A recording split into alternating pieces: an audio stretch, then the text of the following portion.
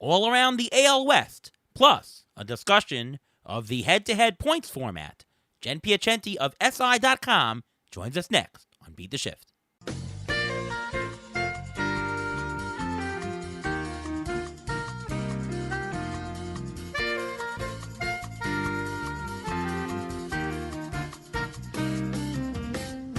Welcome to another episode of the Beat the Shift podcast, presented by Fangraphs. I am your host, Ariel Cohen, and with me, as always, is Ruvain Guy. How are you, Ruvain? I'm doing great. How are you doing today? I'm doing pretty good. Lost a nitty-gritty, tight softball game last night. We were 2-2 going to the last inning, and first and second, 2 outs. Pop up, left field. I jump up and down. Great, we got him, and the left fielder in short center didn't coordinate, and it dropped, and they won the game 3-2. So I'm sorry about that. I've had to miss a couple of my games because I've had a couple of weddings and other family functions to go to. But hopefully that's all in my rearview mirror, all good things, only good things, and I can now focus again on baseball. And our boys, the Mets, have been losing a couple of games to the Astros the past 2 weeks. Not too thrilled about that, huh? No, but, it's still mid-season, and a lot of things can change, and they still have the best record in the National League, so that's something. This is true. But I do know somebody who is thrilled about the Astros winning. She writes for Sports Illustrated. Welcome to the show, Jennifer Piacenti. How are you, Jen? I am great, guys. Thank you so much. You're right. As of right now, and these things can change, of course, the Astros are performing very well versus New York teams. So, yeah, I've got a smile on right now. Yeah, no-hitter against the Yankees last week. Unbelievable. And tonight's show is the AL West episode. We'll go around the AL West, including the Astros. But before that, we'll talk a little strategy. And I want to talk tonight about a topic of sort of format of leagues. In Tout Wars, I play in a head-to-head points format, Tout War head-to-head. I won it 2 years ago. Last year, I made it all the way to the finals and got beaten by Frankie Stamfel of CBS. Kudos to him. He did a great job. Just crushed me that last week. And, this year, I'm doing well if you count the points. I'm doing well if I wasn't playing the best teams every week. But because it's a head-to-head kind of format, I'm in 8th place of 12 with 5 wins because of the matchups. And I did a little bit of calculation, and if I played every team every week, I'd be in 4th. And if we just went by points, I'd be in 4th. But the format hurts me with that. So what's your feeling, Jen, on the head-to-head format? Because this also applies to football, right? Football, people play head-to-head, right? I'm going to say welcome to fantasy football. This is the whole thing about fantasy football, right? There's a little bit more luck involved because you're right. It has to do with matchups and where you match up and how you match up. And you can have one, really great week, but you happen to finish, the second most points, and you're facing the team that had the first most points. And you both would have obliterated any other team, but you're facing each other. And this is the thing about head-to-head points leagues. And so you can see that as part of the fun of it, like people do with fantasy football, or you can see that as a major disadvantage and not much fun. And I think for us as baseball people, it's a little more frustrating because I don't know about you, but my preferred way to play is often rotisserie leagues, where I feel like everything's calm and can be figured out over the course of the season, and cool heads will prevail. And so it's tricky with the points leagues. And that's why a lot of times if you're a commissioner of a head-to-head points league, one thing to consider is when you're figuring, your playoffs, maybe there's also a slot for, most points overall. There's a way to figure that in, the people that may not have the best records. Maybe a record doesn't necessarily always supersede the points total. So there's always ways to tinker with that and work with that because, the head-to-head points, very difficult in a 162 game season. Yeah, I mean, it's a short sample size when you have only 20 games or so, and you happen to play there and you're booted out of the playoffs because of that. I like that suggestion of, you know what, and playoffs are fine. In baseball, there's playoffs, right? All the way to the end, and sometimes the best team doesn't win. That's fine, but I like to have in my leagues the best teams really making it the playoffs. And maybe if there's 6 playoff slots, you give the first Exactly. you give the first four. 4 to the head-to-head, and maybe the last 2 to the next points Yep, people, right? that's what I would suggest. I would suggest, the 4 teams with the best record obviously get in, and then the next 2 slots go to the teams with the next most points. I feel like that's the most quote unquote fair, and it kind of gives an advantage to both ways, and it still keeps you playing every week and interested every week. Because the other problem is, let's say you have a really long string of bad luck and you just get frustrated and you just stop setting lineups. Well, it doesn't matter. If you know you're still accumulating points, you still feel competitive all the way to the end of the season. So it also helps with people kind of dropping out of the league. Yeah, exactly. And the other 2 suggestions are you can play multiple opponents. In my football leagues now, you don't just play one opponent, you play 2 opponents each week. And Really? that neutralizes some of the luck of just drawing one bad opponent. And what I do in some of the high money football leagues is everybody plays the median or the average. So the top half, like there's 12 teams, the top 6 get a win. The bottom 6 get a loss, and that equalizes it a little bit. Reuven, what are your thoughts on the head-to-head points format and what you would change? Well, I don't think I'd change anything. I mean, I'm in a couple of head-to-head leagues. I'm in one baseball one. I'm in a couple of football ones. And in the football one specifically, there's a payout these are home leagues. There's a payout for the top points. So you're always going for the most points anyway.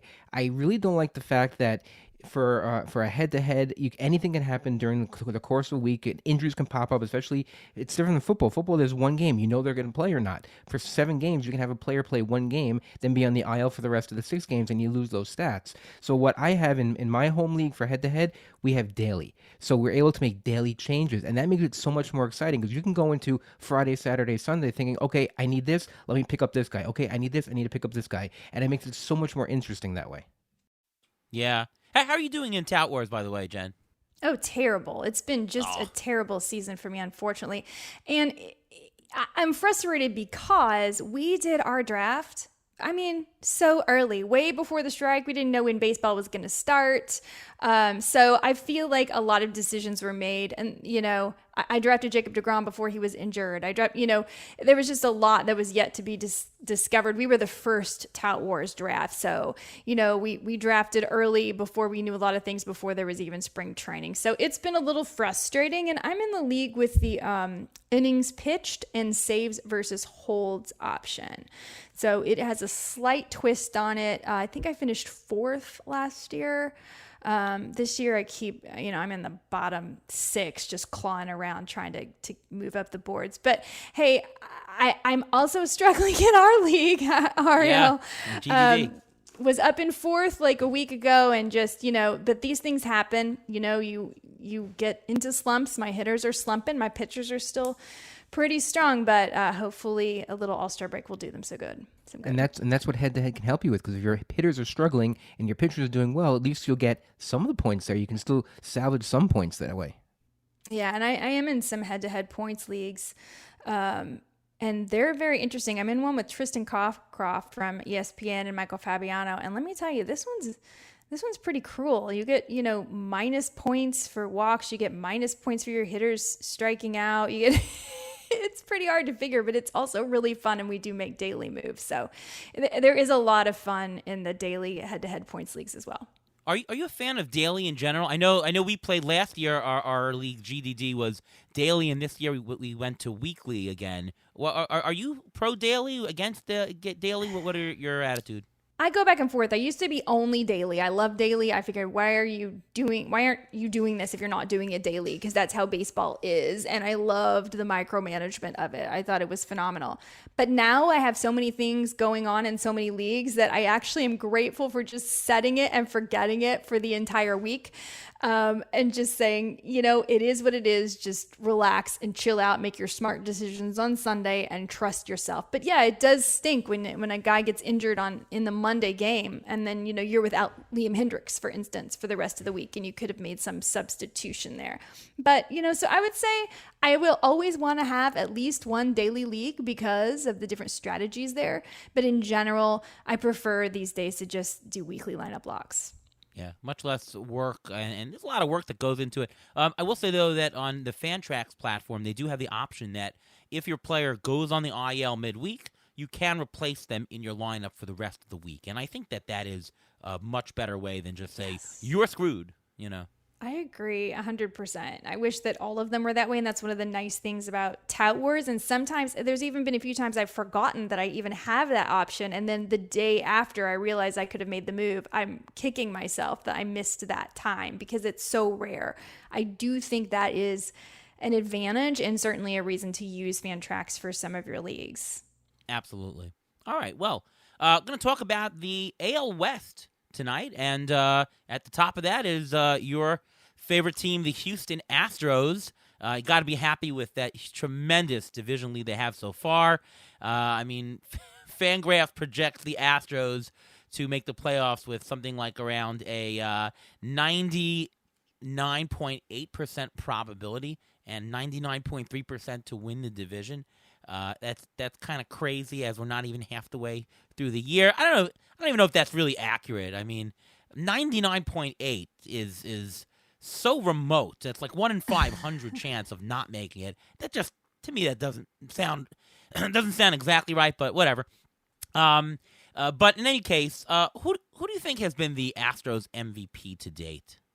You know, that is a really, really tough question because there actually are a lot of guys playing MVP quality, if you will, if I'm giving team level. But I would probably say it's Justin Verlander, but it's hard to not say Yordan Alvarez, and it's kind of hard to still not say Jose Altuve, who just went into New York and put on an absolute masterclass in hitting. So it's really tricky, but I'm going to say Justin Verlander because I don't think anyone quite expected what he's been able to do and his durability. Not just his ability, but his durability. The fact that he can give you 8 strong innings, and in general, this entire pitching rotation that is pitching volumes and volumes of injury innings, and so far has even avoided injury, knock wood. So I'm gonna give it to Justin Verlander because I think his leadership, everything about him has really elevated the Astros to another level this year. But it is awfully hard to overlook Yordan Alvarez, who I'm sure you guys have spoken about at length because it's hard to ignore what he's doing this season. But we'll stick with JV. Ruben? I'm actually going to say none of the players that you mentioned. I'm actually going to say Kyle Tucker because look at the Astros record on April 24th. We're talking about most valuable player for the Astros, not MVP for the league, but most valuable for the Astros. On April 24th, the Astros record was 6-10. Kyle Tucker is batting 127 with 2 homers, 4 RBIs, and those 2 homers and 4 RBIs was the first game of the season, albeit. Since then, his average is up to 256, 15 homers, 51 RBIs, and what's the Astros record right now? They're 47-27. So they went from 4 games under 500 to 20 games over 500 once Kyle Tucker started going. So I think there's maybe a connection there, and I actually think Kyle Tucker, yes, Yordan Alvarez, he's having an MVP type season, but when Kyle Tucker turned it around, it seems like the Astros turned it around. Yeah, and I'm gonna say it's Yordan Alvarez. He leads the team in WAR with 3.6 so far. I mean, it's almost a 7.5 WAR season for a player. It's phenomenal. Batting .316, 23 homers, and he's playing every day. That's the key for the Astros, that he's been healthy. A lot of good options. I mean, Justin Verlander, I have to tell you, I did not think that Justin Verlander was going to do this. The question was when we projected his innings, how can you project a guy coming back to just have such a fantastic innings? He's actually second in Major League Baseball. That's right. In innings. Isn't that incredible at his age? Second in innings? Would you have thought that before the season started? I wouldn't have thought second in innings, but a lot of people were asking me, and I thought he could go 180 just because he was healed. He had been healed from the surgery for quite some time. He could have potentially even pitched in the postseason last year. He opted not to. And just because Justin Verlander is such a workhorse and his work ethic, I felt like he would still be AL Cy Young candidate. And a lot of people said, no, that's ridiculous. And he was like, I think 14-1 plus 1,400 odds. And I said, no, I think that's a great value. And everyone was laughing at me. They're like, he's not going to have the innings. And I was like, well, I didn't think he'd have this many innings, but I did think that he was one of the best draft day values and someone that I would take futures odds on. And he has been the bright spot of most of my pitching staffs on my fantasy teams. I don't think I have a single team where I don't have Justin Verlander. Because to me, the value is too good. And you can see, in our GDD league, I think I just slipped out of first in ERA, but my pitching is doing great. It's my hitters that stink. But Justin Verlander is a big reason why. Do you think the Astros are going to cut down on his innings because they don't want him to burn No. out like a Max Scherzer did like last year? Because he hasn't thrown that many innings. He is coming off the surgery and because of his age. Do you think they're going to tell him to rein it back a little bit or maybe skip a Nope. start here or two so he'll remain fresh?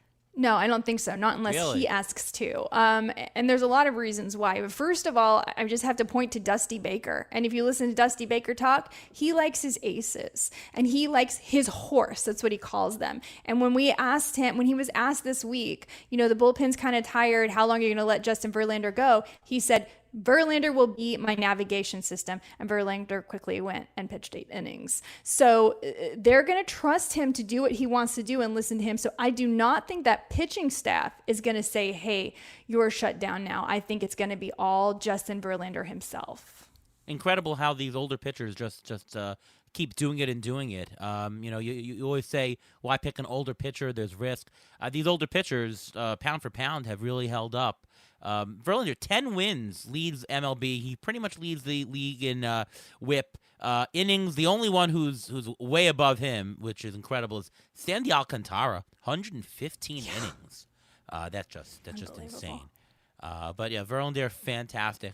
I'm assuming that the Astros will be buyers, not sellers, at the trade deadline. Obviously. What are the Astros' needs? Obviously, they're a pretty well-rounded team. Starting rotation looks pretty solid. I guess people can always use bullpen help, but aside from that, and maybe including that, where do you see the Astros looking for outside help, if any? I think it has to be center field. So, they're rolling with Jake Myers now. That's great and everything, but the only mistake really that the Astros have made in the last few years is letting George Springer walk, probably, if I would say they made a mistake. I think, we can debate Correa Pena, but, they were very smart about locking up Yordan Alvarez, Alex Bregman, Jose Altuve with those early contracts when they're kind of younger in their careers and locking them for a long time. And that's what they've done. That has kind of created this dynasty, if you will. And George Springer walked. In the meantime, Jake, fine. He's fine. We have people that can roll around out there. It's nice that Yordan Alvarez has been playing outfield, but there is still a bat kind of missing at the bottom of the lineup. And I don't think that it's Jake Myers. That being said, I guess he's responsible for some of the success they're having right now versus the Yankees as I look at this box score. But I think that they could definitely use an upgrade there. In terms of Myers, do you think that he's worth a pickup in fantasy right now? Nah, not unless you're in some kind of a really, really deep league. Because honestly, he's going to have to prove that he's a lot better than Chas McCormick and Jose Siri. And not that they've been that great either. But, he's been injured. He was good for the very short span he was with the Astros. But he doesn't have this long track record where you're like, well, even if he slumps, we got to stick with him. They don't. They could make some changes there. So I wouldn't say Jake Myers. I don't know what he really offers you that's so spectacular that you would put a claim in. When I look at who's available on waivers, I don't see Jake Myers standing out. I actually love Jake Myers. I liked him last year and I like him this year, and I think he could be a pickup. He's only owned in 5% of CBS leagues, which is crazy because he's playing almost every day. In 2021 in the majors, 260, 6 homers, 3 stolen bases, and in the minors, 343, 16 homers, and 10 stolen bases. And with Brantley out now, Yordan out now for a little bit, hopefully, he's going to get his playing time. He is going to play. So if you need someone to play, if you need someone to fill in, he's not a bad guy to have now. For the rest of the season, it all depends if they make a trade for someone. But I think for at least the short term, for the next couple weeks until Brantley's able to come back and be fully healthy and not just DH, then I think Jake Myers is an ad because he has tremendous upside. So far, 40% strikeout rate, 0% walk rate in the short sample size so far. Now, I'm not really keen on him either. I guess if you're in an AL-only league, short term, sure, he's getting at bats. So he's batting 8th or 9th, so you're not really getting that much. Ruven, back to you. Lance McCullers Jr., what is the story for him, timetable, and do you expect any fantasy value from him? I know in GDD, Derek Carty and I picked him up earlier this year in the reserve draft, and we just put him on our IL saying, okay, maybe we'll get half a season of something. What's your expectations for him? Well, the most recent thing that came out about Lance McCullers, we know he has no UCL damage in his shoulder, in his elbow. The most recent report is that he's throwing 91, and he's just starting now to be able to throw his curveball. It's we're taping this on June 30th, or basically the beginning of July. He hasn't thrown a curveball yet. I don't know how much you can expect fantasy wise out of him, because he's not gonna be. It's gonna take a while from the build up, and then and if his fastball is only at 91, and he's just starting to throw his curveball, he's got to get the velocity back up. I mean, Chris Sale had a rehab start today, and his first pitch of the game was a 95-mile-an-hour fastball. He's ready. Lance McCullers still has a while to go. And do you really want to put Lance McCullers in your lineup, let's say, end of August, beginning September, when you need numbers, when you need a lot of innings out of someone? I don't think he can be counted on. Yeah, you agree, Jen? Yeah, I do agree. And interestingly, when we were talking about, if they add a bullpen piece, I think that Lance McCullers may actually end up being that quote unquote bullpen piece as they go into the postseason, and he did serve that way sometimes in the past. So maybe he does a little bit long relief. So I think Lance McCullers will be useful in real life baseball, but I'm not sure he's going to do a lot for your fantasy baseball squad. Although, listen, if you have unlimited IL spots, then keep him. Yeah, right. No, that's a good point. That he probably will be used as a bullpen arm, and that them getting ready to the getting to the postseason, they've almost got locked up. But the focus, I think, is getting him to be something effective in the bullpen in the postseason, even if it's a 1-inning, 2-inning stints as they come. Last question on the Astros: what are your thoughts on Jeremy Pena so far? I mean, 2.4 WAR so far. He looks to be the real deal. 127 WRC plus, 9 homers, 6 stolen bases, 275 average, and he looks legit to me. His strikeout rate is 24%, walk rate 5%. So that has a little bit of room for improvement. But other than that, I mean, in the minors, he's done better than that. So I'm thinking maybe it'll take a year for that to stabilize. But oh man, even with that, he's having a fantastic year. And you mentioned Carlos Correa. Letting Correa go sounds like the right deal, because he's really filling in all of Correa's numbers right now. Yeah, it's really kind of extraordinary. The only thing he isn't doing that Correa did is being that team leader, if you will. And that was kind of Correa's role, also to kind of be the villain for the 2017 situation. Correa really took that on. But Pena's a nice, fresh face. And what's so great about Jeremy Pena is watching him play defense. He's a really, really good defensive shortstop and still young, which means he still has a lot to learn. But he seems to fit in really well with the crew, and he has a little bit of pop, as you mentioned. His bat can definitely get better, but he has potential for that. And of course, most of the time right now, he's hitting at the bottom of the lineup, because who are you going to move for Jeremy Pena? You're not going to move back Altuve, Bregman, probably not. He's finally starting to heat up. You're not going to move Jordan Alvarez, Kyle Tucker. So as he gets better and he has more competition, maybe he can sometimes step in for that Brantley role. I think Dusty had him batting second the other day. It went okay. I think he's going to get challenged and he's going to get better. And I think it's really exciting. He was not on anyone's radar. Talk about another player. I think he was 24-1 odds preseason. I did take that bet to win the AL Rookie of the Year. And right now it looks like a 2-horse race between he and Julio Rodriguez, also in the AL West. Yeah. Michael Brantley, we talked about him on last week's show. He's batting .288. That is his worst batting average in a season that he played games in since 2013. I mean, that's crazy. The Astros must know what they're doing, because they just let Correa walk. If you look fantasy-wise, they almost have equal value, which is crazy. So they knew what they were doing when they're letting Correa walk. Yeah, and now they have this money, right? So they can make a move at the deadline if they need to. I don't know if they will, but they've got, $35 million extra dollars now. So we'll see. Scary good there. Let's move on to the Angels. Let's talk a little bit about fantasy. Who has been the Angels, not MVP in baseball life, but the fantasy MVP this year? God, this is a really tough one. But obviously it's a 2-horse race again. I'm going to say that it's Mike Trout. This is a tough one, but I'm going to go Mike Trout still. Even though it's a down year for Mike Trout, he's still, tied for second place in home runs with Yordan Alvarez. He's only batting, 282 or something like that. So it's a down year for him, but that's going to heat back up.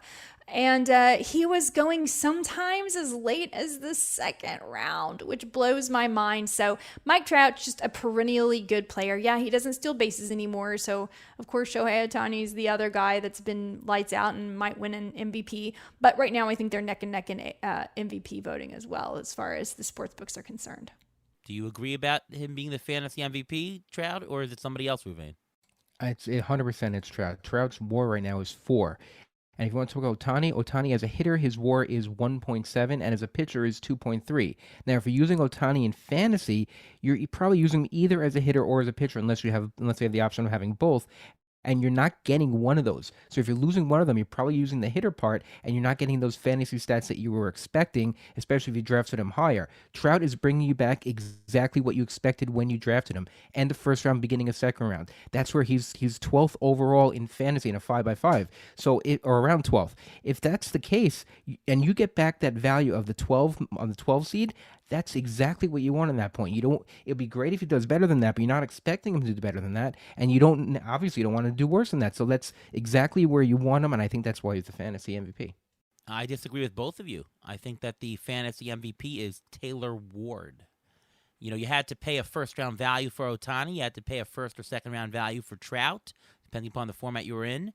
It's true, they have performed as first-round players, but Taylor Ward cost you $0, and he's now about a $20 player in a 15-team league. Coming out of nowhere. 312 average, 11 homers, 41 runs, and he hasn't let up. He's currently on a 10-game hit streak. He leads off every single day. He's got some Trout guy and Ohtani guy behind him to bat. Taylor Ward, to me, is the fantasy MVP because he has earned the most profit for anybody. You could have drafted, if you had to pick one, I would have rather have Taylor Ward and pick somebody else in the first round. Not to say that those people, Trout and Ohtani, haven't earned everything. I mean, they're fantastic buys. If you have them in your roster, you're jumping up and down.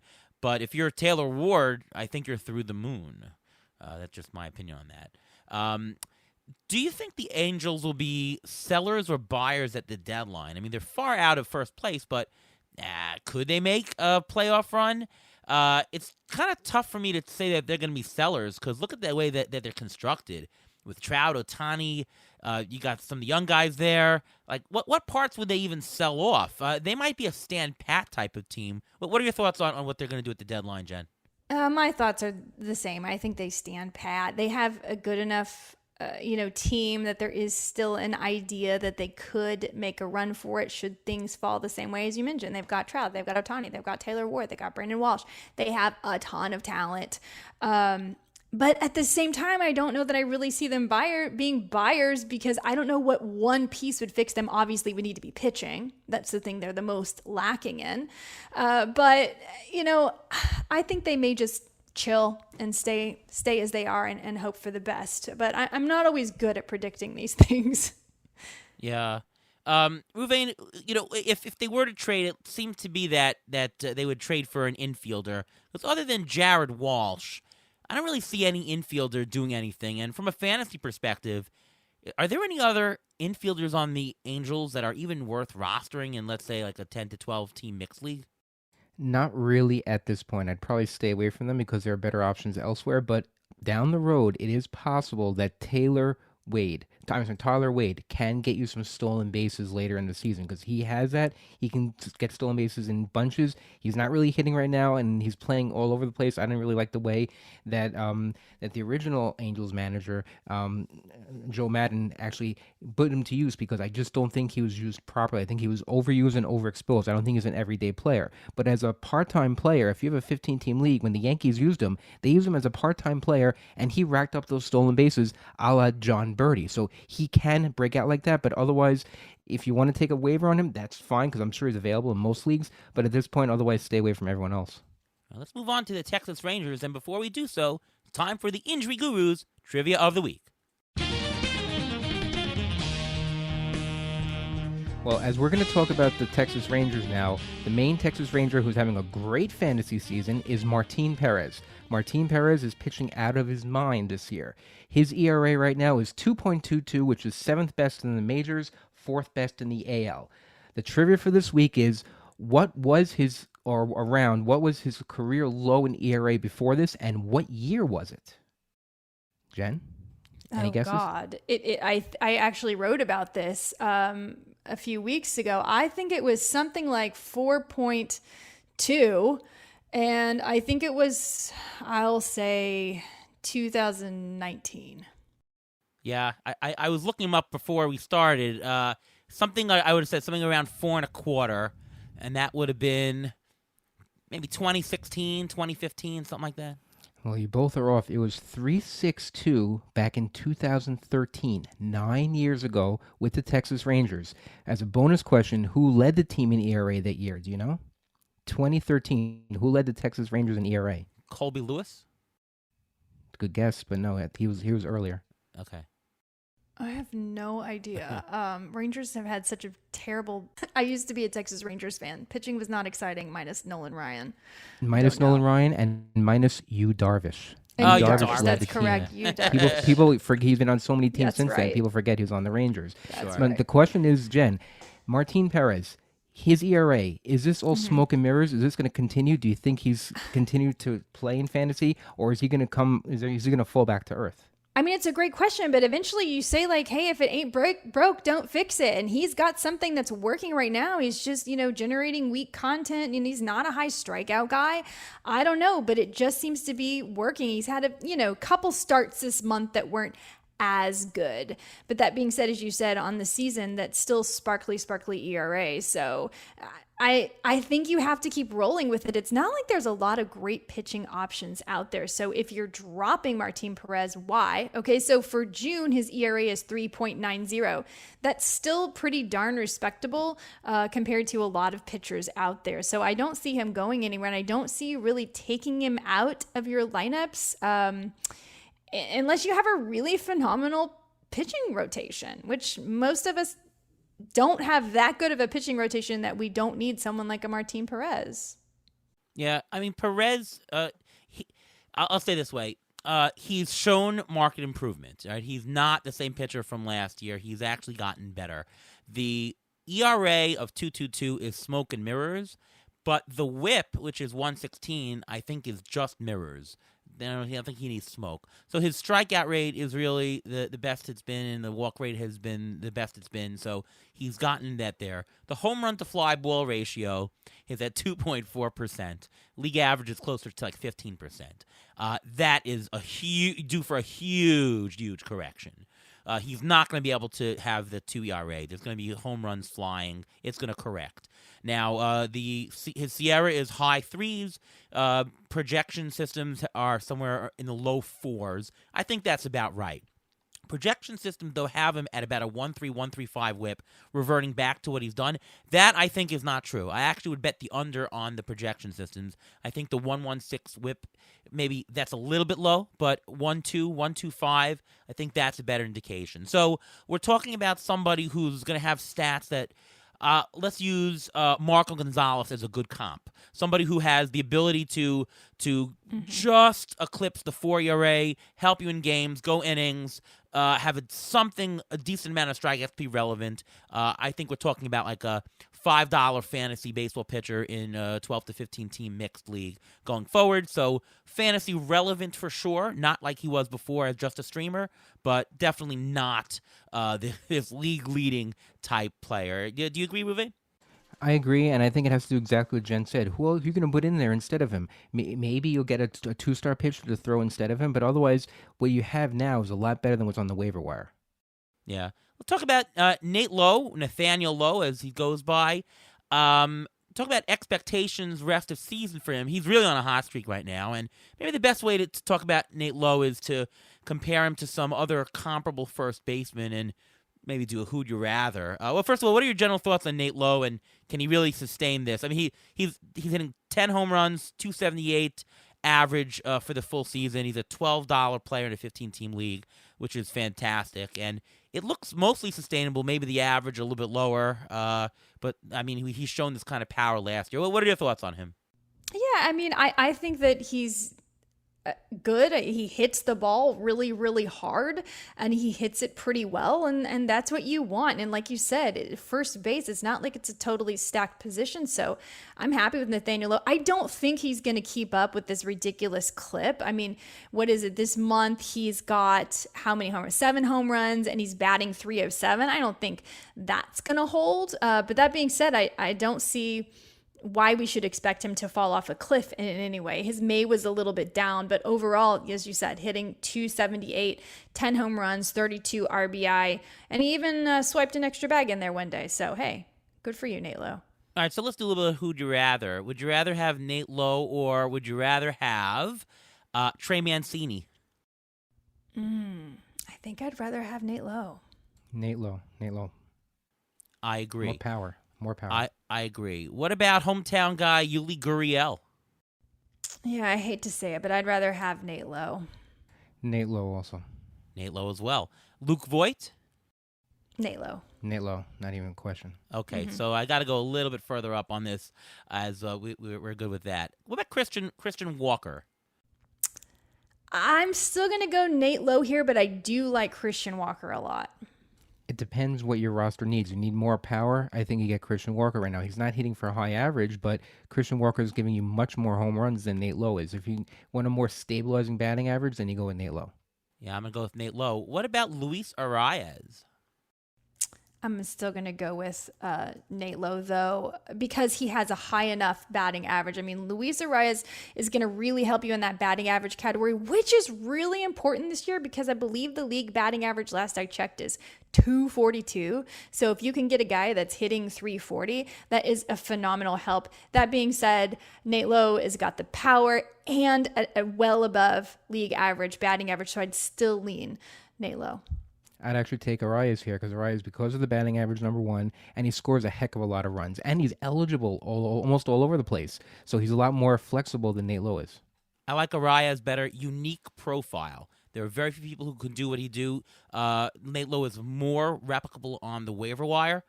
So for that reason, I like him better. And especially if you're with a lead in fantasy, if you're like in the top 2 of your league, I like him for lower risk. Arias, I think he's more steady in his value. Nate Lowe is going to have the ups and downs. What about Brandon Belt? Nate Lowe again. I didn't realize how much I liked Nate Lowe until you started giving me this game to play. Yeah. I go Nate Lowe also just because I think he's going to stay healthy while Brandon Belt can never seem like stay healthy. Joey Votto? Still going to go Nate Lowe because as much as I love Joey Votto, he's taken a marked step backward this year. I'm going to go Joey Votto here. Joey Votto usually has a very good second half of the season, so I think I'm going to go Joey Votto here. I'm going to go low. What about Ryan Mountcastle? Is this now too far up? Yeah, I would stick with Mountcastle. Yeah, I agree. And Jared Walsh? Definitely Jared Walsh. Yeah. What about Max Muncy? Some uncertainty with the... I think I'd go with Nate Lowe right now. I just don't trust Max Muncy. Right. Yeah, Muncy has a torn UCL. He's going to need surgery, just like Bryce Harper will eventually need surgery for his elbow. So it's like a ticking time bomb waiting to go off. I'll give you 2 more. Jake Cronenworth. Nah, I'd stick with Jake Cronenworth because of his positional flexibility, which is just invaluable. I agree. Yeah, same here. Last one, DJ LeMahieu, another position guy. Ooh, I'd stick with DJ. Yep, I agree. I like Nate Lowe over DJ. I don't fully believe in DJ. That's fair. Okay. Yeah. Okay. Being an Astros fan, you say that's fair, right? Yeah, I mean, being someone who rostered DJ last season and got hurt, I'd say that's fair. Okay. I think that LeMahieu is a product of the bouncy ball back in his good years, and he has not been the same since. The Yankees are a really good team, so he's going to score a lot of runs. But I think the Yankees are also overperforming, so he'll score less as a pace as the rest of the season goes on. That gives you a good idea of where Nate Lowe is, and definitely his value and his stock has gone up. I don't think he think he's legit, just overperforming on the batting average, but I think the power is real. He's like a 20 homer player with a 260 average, let's say. Is probably a good expectation going on. Going on to the Mariners. I'll go to Ruvain first. The Mariners seem to be underperforming as a team this season. They seem to have more talent than you think, but yet they're still reinforcing it. They traded for Carlos Santana. Do you think the Mariners are going to go on a second half run like they did last year, Ruvain? I think it's going to depend on everyone coming back from injury. They have so many guys on the IL. Tom Murphy's on the IL. Luis Torrens, Ty France, who hopefully will be coming back next week. Evan White, Mitch Haniger, who's not going to come back until possibly the end of August. Kyle Lewis, who we don't know what's going on because he's dealing with a concussion. Taylor Trammell just went on the IL. There's so many places where they're injured that it's so hard for them. One of those guys has to come back and really put a stamp on it, because right now, they're just, if Sam Haggerty's starting in right field, if they want to make the playoffs, that can't stay. They called up Justin Upton. I'm not going to say he's washed up, but an older Justin Upton, because that's what they need right now. They're so bitten by the injury bug that I don't think they're going to be able to recover from it. Yeah. Let me ask you this way, Jen. Jared Kelenic, do you think when do you think he gets called up back again? When will he, and if will he make an impact? He's doing well in the minors right now, but every time he comes up to the majors, it's he's been always doing well in the minors. He's always doing well in the minors, and it's always like, okay, this has got to be it. It's Jared Kelenic time. And then he gets up here, and I don't know if he gets stage fright or what happens, but it's incredibly frustrating. And as you mentioned, half their team is injured. They are on life support. They traded for Carlos Santana, and they're using Justin Upton. That's how, with spit and baling wire, they're trying to put together their team, and they're still not bringing Jared Kelenic up. So it seems like it has to be inevitable, but even if it is, I think we all have to temper expectations. And of course, you stash him if you can, if you have the room. But I've been so disappointed in Jared Kelenic because I really want Jared Kelenic to beat Jared Kelenic. Well, we don't care. I have a good question here. Who's going to have more rest of season value, Jared Kelenic or Joe Adell? Because they both have success in the minors and they both can't seem to put it together in the majors. I think Joe Adell. With that reasoning, shouldn't Kelenic stay down for the rest of the season? Remember, he's one of the products of not having a full 2020 minor league season. I think they called him up too soon. I don't think he was ready. Maybe that's the case. Joe Adell's been up and down many, many times as well, and he has to work on cutting down his strikeouts. But I just think there's more opportunities for Kelenic right now.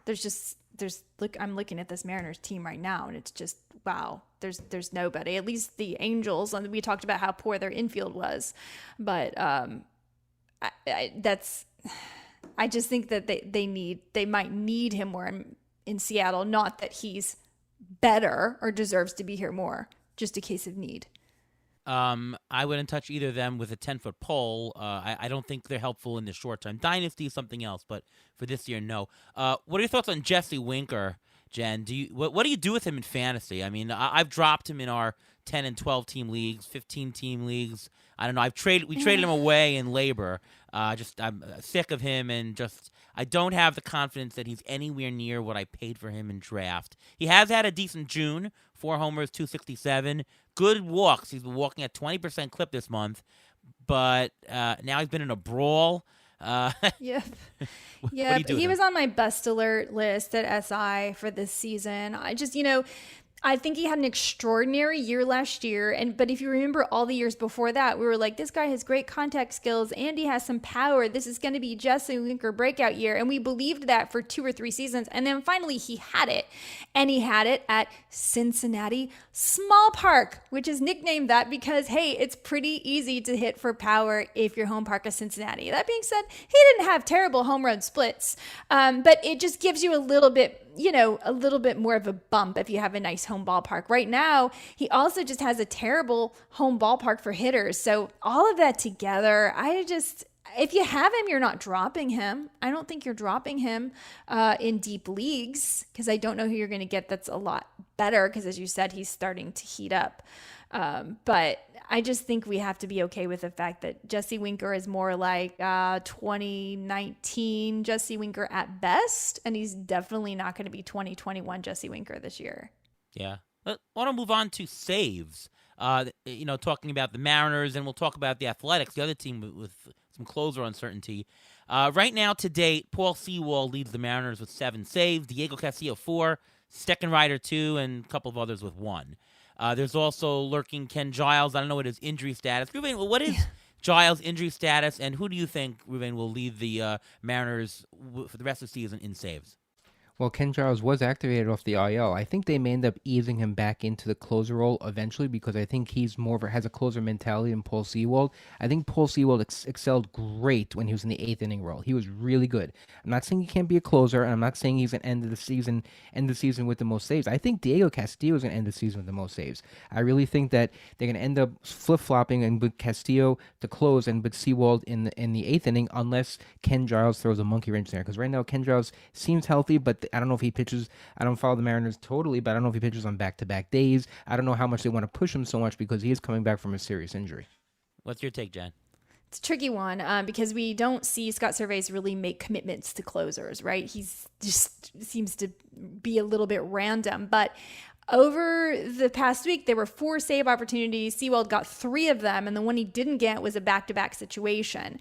So I think he's leaning that way right now. We saw Diego Castillo really correct his stats during June. He had a .82 ERA, a .27 WHIP over 11 innings, and he had 14 strikeouts along with that. So Diego Castillo is someone that could be in the mix. And of course, Ken Giles. When you go out and get Ken Giles, your intention is for Ken Giles to be the closer. So you can't count him out. He hasn't given up a run or a hit, and he's struck out 5 in his 3 innings so far that he's pitched since he's been back. So yeah, it's hard to guess, but if you're looking right now, if you're trying to bird dog saves, I think Sewald is the guy for this week. But if you can stash and look deeper, I think Giles and Castillo, they're both in the mix. The question is, how many games are there going to be for them to save? And when you start splitting up the pie this much, don't overspend with your fab budget. Yeah, I'm going to say that I believe it's going to be Sewald's going to get the most saves for the rest of the season. However, I believe Castillo and others are going to get a share of the saves. I don't think it's going to be a straight. I think it's going to be not just a full committee. I think Sewald will get the lion's share. And I also will say that I believe by the end of the season, it's going to be Giles. I think that Ruben's right in that they're going to ease him to the role. So I can see the month of September, Giles taking it over. But until then, I think it's going to be primarily Sewald. So that's what I would say, which basically makes this bullpen situation not fantastic, other than Sewald does throw strikes. So if you don't want to play if you have him on your roster and you don't want to play a crappy 7th starter, sure. Except that Sewald costs money to get. He's not like a Michael King that nobody really spending money on him. You can just roster him for free. He costs money because he does save games. So it's kind of hard for me to actually use these or look for these guys or even use them in fantasy. What about the Athletics? Start with the Athletics. Lou Trevino, a couple of saves over the weekend. Jen, do you think that Trevino is now the new closer for the A's? I think he does. I mean, he tossed 6 shutout innings with no walks and 8 strikeouts over the second half of June. I think. Oh, wait, hold on. No, that's wrong notes. 4.2 shutout innings. I'm sorry, with 7 strikeouts. So I think he is the guy for now, at least. And again, how many saves are you going to get if you're pitching for Oakland? So this is not someone to get thrilled about. But if you need saves, I think Trevino's the guy right now.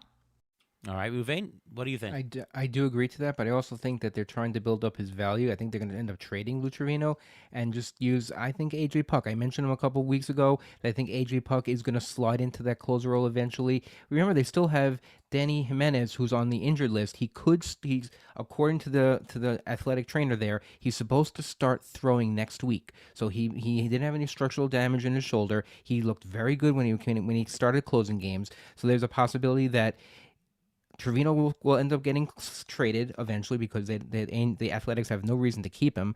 AJ Puck and Danny Jimenez may end up switching and splitting up the saves there. Yeah, I think somebody's going to get traded. That's what the A's do. I would not invest highly in this situation, but I think Danny Jimenez might be the guy for the long term in this season, only because Trevino could get traded, and he might just assume the role when he gets back. Jimenez, I wouldn't spend money on Trevino on the waiver wire if that's what you'd want to do. And I don't know that they want to give it to Puck. I mean, they could have at any point, and they didn't. Yeah, and you know what? Over his last 7 and 2/3 innings, he's allowed 6 runs, 14 base runners. He hit 3 batters. He threw 3 wild pitches. He's blown 2 leads. I wouldn't trust AJ Puck. I think if I were looking anywhere, it might be Domingo Acevedo. I'm not sure if that's how you say his name. I apologize, Domingo, if you're listening to this podcast, because clearly you are. No one misses the Beat the Shift podcast. That's right. But he's tossed 6 shutout innings with no walks and 8 strikeouts over the second half of June. That's who I was looking at the notes about. I was like, yeah, Trevino is right now, but what about this guy? So, there's other options there. I don't think it's going to be AJ Puck. We do have some Major League ball players who do listen to the show. I don't know if you listen to Acevedo, but if you do, give us a shout out. We'll try to get you on the show. Ruvain, question for you is, the Athletics are going to be sellers, if any. I don't know who they're going to really advertise to sell other than the reliever, but let's Montas? Montas is obviously the key there. I think the fantasy question, though, is there anybody who stands to gain playing time? Because that might be a source in AL-only leagues or deeper leagues of some stats. Anybody going to gain any time? Is there a pitcher that's going to come up and assume a role, or any hitter? I actually think it's going to be a hitter. I mean, Kristen Pache is sitting on the bench, and they traded for him, and they got him, and they want to see what they have with him. I think he's going to be one guy who's going to get more playing time eventually, just because I think they may end up trading Tony Kemp. Tony Kemp is an outfielder. He'd be a great fit. I mean, maybe for the Astros. He knows the team. He could hypothetically play center field and fill that spot a little bit, and he may fit something like that. Ramon Laureano, could he be traded? I don't know who's going to touch him, but a guy like the Astros. The Astros also probably, and Steven Piscotty, all these guys who are outfield eligible, they can play the outfield. They can get traded. People are looking for corner outfielders. Wink, wink, Yankees. You need a corner outfielder. And any Kristen Pache can get playing time. Chad Pinder, you always benefits because he plays everywhere. So whoever gets traded, he's going to fill in. Because I don't think they're going to trade him. Pinder was my reaction too, but your point about Pache is a really, really good one. I think that's a really good call. Yeah, Pache is the internal guy. Might be Kemp if he's traded. Whoever gets traded will increase their value, obviously. So that's the real answer on that.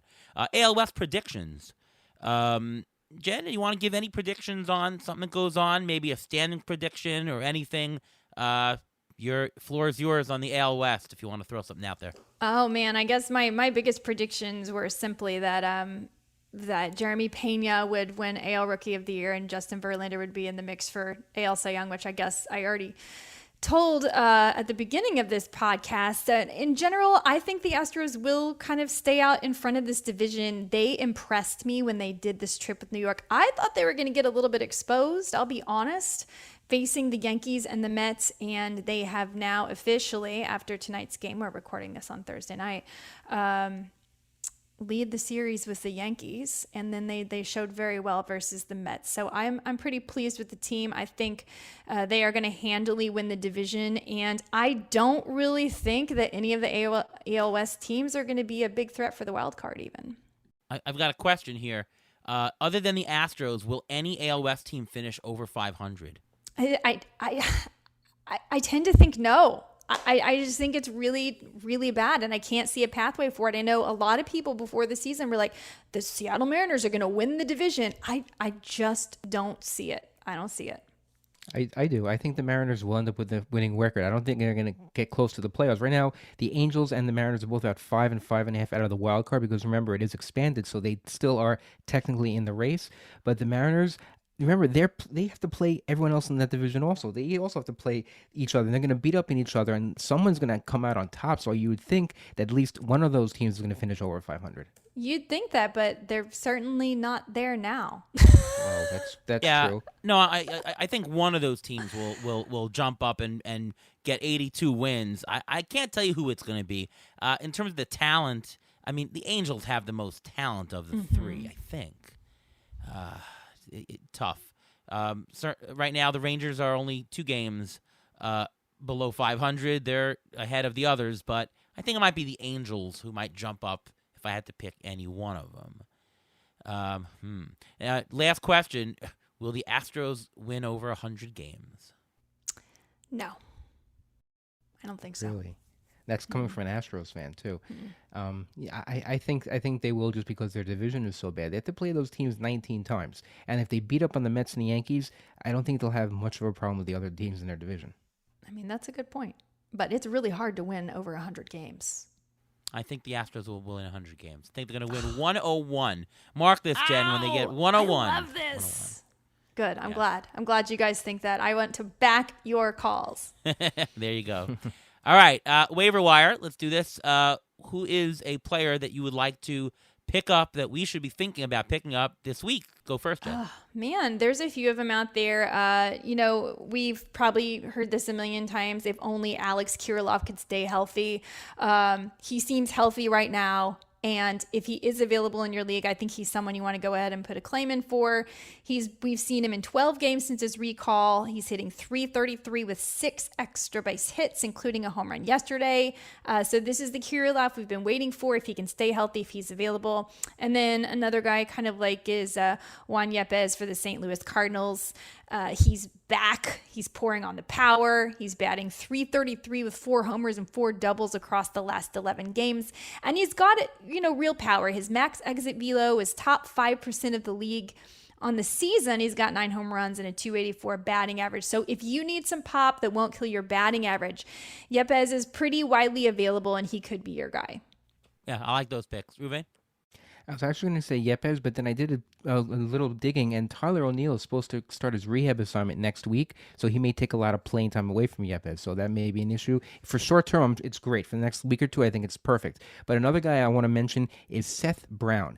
On the Athletics, the last 3 weeks, he's batting .290, 5 homers, 2 stolen bases, 13 RBIs, and 9 runs, and only 20% owned, has first base eligibility as well as outfield, so he can be moved all over the place, and he's available again in most leagues. And another pitcher I want to mention, Hunter Strickland. If you can stomach a Reds closer, Hunter Strickland has 3 saves in the last 10 days. Looks like he's the go-to or current closer there. Ignore his ERA and whip. They look ungodly, but in the last 10 days or so, he has not allowed almost anything. So he's a hot pitcher right now. You want to take him for saves. If you want to take a Reds team, go for it. If you want a saves guy, you could also look at A.J. Minter with Kenley Jansen on the IL. A.J. Minter filling in, had the last save. So I'd look at him, maybe even Will Smith. I would consider somebody's going to get saves, and Atlanta is sadly a good team for our New York Mets. We hope they lose every game for the rest of the year, but if they don't, A.J. Minter might be the guy. I do want to put to your attention Nico Horner, 36% owned on CBS. I talk about this a lot. I was listening to the Athletic podcast, and Ian Kahn quoted me saying that like Chris Taylor is an Ariel Cohn type player, where just high floor, just a little bit of homers, 10 homers, 15 stolen bases, enough average, enough runs. Well, Nico Horner is looking to be that kind of guy. He's batting .304. That helps you. 4 homers, 6 stolen bases, 24 RBIs, and only 200 at bats this year. Basically, he's like a 10 homer, 15, maybe even 14 homer, 14 stolen base pace. $7 player in Roto. So we're talking about a guy who's nothing special, but these are the guys who win. When you get $7 players playing in $1 slots, that's the guys who do it for you. And it's in every category. So you're not deficient everywhere. Mark Canha is that type of guy. Nico Horner, I think, is shaping up to be him. So I love it. Yeah. I just submitted my waiver wire article to SI right before, a few hours before, and Nico Horner and AJ Minter both on the list. So I back both those picks. There you go. There you go. Appreciate it. We are in agreement. We also mentioned last week Eddie Rosario is nearing return. Just check him out. He might be very widely available, and the dude can hit in a single half of a season. Jose Miranda, by the way, he is getting more and more playing time. We were very high on him earlier in the year. He's now had a nice week. Miranda is a guy to think of. He's also widely available. All right. Time for the pitcher preview. There's not much available out there. It's been a really rough 2 weeks for pitching, but is there anybody that you can see, Jen, that might be interesting for this week? In 2-start pitchers, I got to tell you guys something. I hate the 2-start pitcher game. I find it so stressful, and I find that it usually doesn't work out. So all the 2-start pitchers are studs, right? They're already rostered. And anybody who's available on the waiver wire, maybe Hunter Green is still on the waiver wire, but he's facing the Mets and the Rays. I'm not sure that's necessarily a great matchup. I don't trust someone like Dakota Hudson this week. Madison Bumgarner is out there. I look at this and no, there's no one on this list that I believe would be available that I'd be willing to take a shot on. All right. Well, that is that is bold saying. Don't pick up anybody. In that case, pick up a middle reliever. Yeah.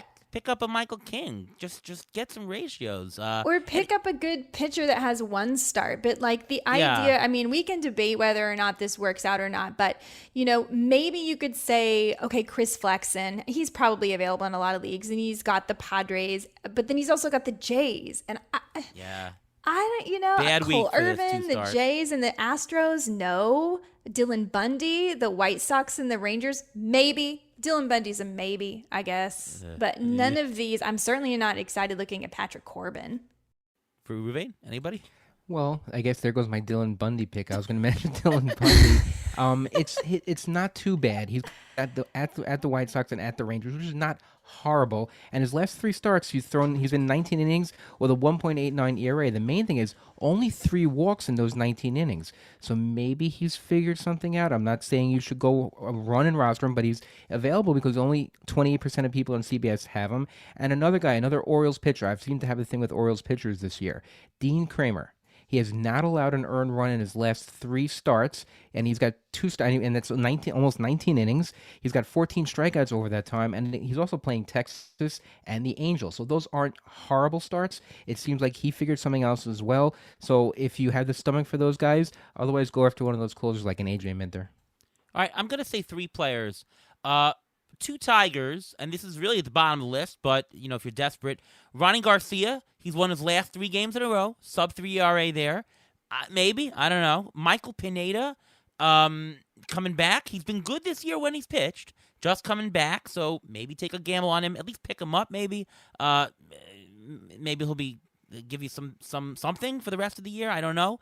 But, you mentioned Patrick Corbin, and I'm actually going to suggest that for the certain type of league, you can. So, just to give you an example, right now, Ruben and I, in an NFBC league, we're in 6th place. 6th, okay? We're about 20-something points out of the money, all right? Our ERA is trash, but we're at the cusp of gaining points in some wins, at the cusp of gaining points in some strikeouts, okay? Don't think we win unless we make good strides in each, and the ERA is torched. Patrick Corbin, he threw 12 strikeouts in his last outing. Yes, it was versus Pittsburgh, but 12 strikeouts is 12 strikeouts. He had a very good outing the time before. Yes, it was versus Baltimore, but maybe those 2 starts gave him the confidence, and maybe he's turned something, figured out something, I don't know. On the off chance that he has, it's worth picking him up. And just for the strikeouts alone, I mean, Patrick Corbin, we know, is a strikeout guy. So if ERA is not your concern, he might throw 17, 18 strikeouts in this week. That's going to be a help when you really need it in deep leagues. And by the way, he's facing Miami against Braxton Garrett. That could be a win. Then he's facing Atlanta. All right, not such a good outing, but he might rack up a high number of strikeouts. And for the right situation, listen, if you're trailing, if you're in 9th place, what are you going to do, sink lower? take a gamble on this guy, gain points in your strikeouts. I think that it's not just a blanket. Should you pick him up or not? I think for certain types. Now, if you're in first place and your ERA is doing good, just stay far away from Patrick Corbin. But when you need the upside of risk, and when those categories are way more important than the ratio ones, I think Corbin fits. You agree? Anybody? My concern with Corbin is in his previous 2 outings to his matchup with the Pirates, he didn't go long enough to even log the possibility of a win. He, 4 innings pitched, 3 1/3, and that's happened a few times this year. So that's my only concern with him, and that was versus Baltimore, which was not exactly the hottest team, and they're not a bad team. But so I'm too nervous. But yes, I agree. If ERA doesn't matter and you just need strikeouts, but I don't know about the win situation. I don't know. That's, to me, this game of, I have a partner that loves to play 2-start pitchers. And last week he's like, I picked up Zach Davies because he's a 2-start pitcher. And I was like, but he's still Zach Davies. Right. Yes. Like I still don't. I know. So I have trouble with the 2-start pitcher thing. I do understand. I play it more like when I'm getting closer to the end and I can really see the finish line and I can piece it together that way. But to me, to do it in the middle of the season, it's not my style Right. of play. It's the Chris Archer philosophy. You don't care about the ERA and WHIP, but he'll rack up a ton of strikeouts and hopefully get you a win. Now, it's a good point you made that he hadn't gone innings, but he did go 8 innings versus Pittsburgh in the start. So he just... And 12 strikeouts, which was very strong. Yeah, that's very strong. And he has had 8 strikeouts, 6 strikeouts. He had some good strikeout games this season. So, again, I doubt he's going to be good, but he's been good before. He and has. If you're in a situation where you need something, why not? Why not get 20 strikeouts potentially in a week for him? Well, not 20, 16 maybe. I think it's worth the gamble where you don't have much to lose. So a little bit of risk there. All right, injury update, Ruvain, take it away. All right, we'll start with Ronald Acuna, who's missed the last couple of games with a foot injury. They were saying that he could be back this weekend, which is a possibility. If he's not back by this weekend, there's also a possibility he'll be placed on the IL, and they'll backdate it just so he can get another couple of days to rest. Tyler Naquin, he began a rehab assignment. He should be back sometime this week. He has similar numbers to the guy I mentioned, Seth Brown. So if he's available in your league, try to get him. Ty France is already hitting in the batting cage. Scott Service remains hopeful that he'll be only spending about 10 days on the injured list, and that's it. Frank Schwindel has been easing back into baseball activities. He's back acted up on him again earlier this week. He's been showing a little bit of improvement, but he's still got no timeline for return. And 3 big ones. Fernando Tatis, he's starting to swing hopefully in 2 weeks, so we're starting to get sort of a timetable when he's coming back. Jacob deGrom, possible rehab assignment this coming Sunday. How Keep many? going. They said maybe 4 starts. If he makes 4 starts, my opinion on this is that he should make 2 or 3 starts, make the 4th start, and start rehabbing in the majors. Why are you wasting his healthy innings in the minors? There's no reason to. And Bryce Harper, surgery on his thumb, out for 2 months. Another question: if the Phillies are out and he's first coming back and rehabbing, let's say in mid-August, end of August, don't you just shut him down and have him do the elbow surgery and be healthy for next year? Yeah. I would. I don't think the Phillies are going to be able to do this without Bryce Harper. So, yeah, that's what I would do. But at least, Jen, you have good news for your Jacob deGrom share that you have, because he will be coming back. I'm so excited. I have a couple. I have him in Tout, and I have him in GDD, and I also have Tatis in GDD, so that's been a disappointment, being patient. But I'm just hopeful that he's going to give me 1 or 2 good months and that he will come back. But we'll see. It was a gamble. So We have DeGrom in a lot, including that NFBC league that we're in. We have DeGrom in that one also. That's our ace in the hole, right? Hopefully. Yeah, we have a lot of shares. It's funny. I was so risk averse, but when the price was $10 to $12, $13, exactly. And we picked him when he was in spring training throwing. Like, he had 3 great outings in a row. Everything looked good. $13, why not? I'll take a half a year. Exactly. We thought it wouldn't be on the front end. We thought he'd be maybe injured later, but. And the day we drafted him in NFBC, that afternoon he was placed on the IL with a shoulder injury. Yeah, so that's what it is in fantasy baseball. A lot of luck. I mean, we talk about the top of the show with the head-to-head format, but injuries really these days are the biggest source of luck, I think. All right, well, that is the end of our show. Thank you very much, Jen, for coming. This was a fantastic episode. Really great run around My pleasure. the AL West and some good waiver wire pickups. So really appreciate it. Thank you. And can you tell everybody where we can find you, where we can read your stuff, and all things Jen Piacenti? Oh, yeah, you can read me at si.com under both the fantasy and betting. I will be there for the rest of the baseball season and then picking up some NFL coverage there. You can also listen to me occasionally on Sirius XM. I know that I'll be hosting a show, for instance, on July 13th. So, yeah, tune in and follow me on Twitter, and I'll always post my schedule there at Jen Piacenti. Amazing. Are you working with Ronis? No, I need to spend more time with Ron. He's one of my favorite people in the world. No, that show, I believe, is myself and Justin Fensterman that night. Ah, Fensty, yeah. Ronis came out and actually played a softball game with me in my league last year. Ronus is one of my favorite humans, honestly. Yes. Yeah, he's great. Fantastic. He is. So smart, so cool, and just a really good guy. He is, definitely. All right, Ruvain, how about your stuff? You can follow me on Twitter at MLB Injury Guru, where I tweet out injury updates as they come out, next person up, and everything like that. You can also catch my weekly article for Rotoballer that comes out every Saturday to discuss all the injuries I talked about in the show, as well as others. All right, and I'm Ariel Cohen. You can read my stuff over at Fangraphs, over at Rotoballer. You can see me at ATCNY on Twitter, and, of course, listen to me on this show, the Beat the Shift podcast, presented by Fangraphs, each and every week. Hope you had a fun time listening to our show today. We are almost in the halfway stretch. It's almost the All-Star game, and hopefully you're doing well in your fantasy leagues. And, of course, stick with us right here. We'll get you the most important information on how you can strategize to win each and every week. And we really appreciate you listening. We really do. We don't say it all the time, but we really do appreciate it. So thank you very much. All right, once again, thanks to Jen Piacenti of SI.com. Really appreciate you coming on the show. And from all of us here at Beat the Shift, we'll see you next time.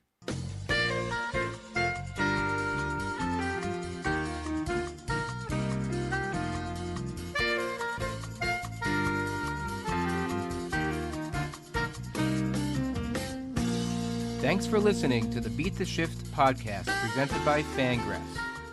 Follow us on Twitter at beat_shift_pod.